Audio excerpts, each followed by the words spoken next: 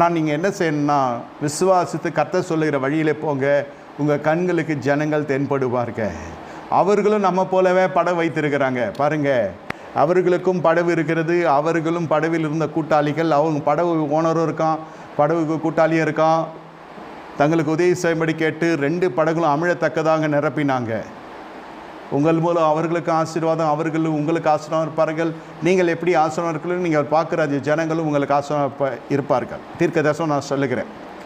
நம்ம சின்ன ஜனமாக போயிட்டு வலையிலும் ஒன்றும் கிடையாது, கர்த்தர் மட்டும்தான் இருக்கிறார், வார்த்தை மட்டும்தான் இருக்கிறது, உயிர் மட்டும்தான் இருக்குது, உடம்பில் கீழ்ப்படிதல் இல்லவே இல்லை, இப்போ தான் வந்திருக்கிறது, நான் புது சிருஷ்டியாக இப்போ தான் மாறி இருக்கிறேன். பரவாயில்லை, நீண்ட காலமாக நீ காத்திருக்கிற ஆசீர்வாதம், நீ புதிய சிருஷ்டி ஆன உடனே ஆசீர்வாதம் உன்னை தேடி வரும்.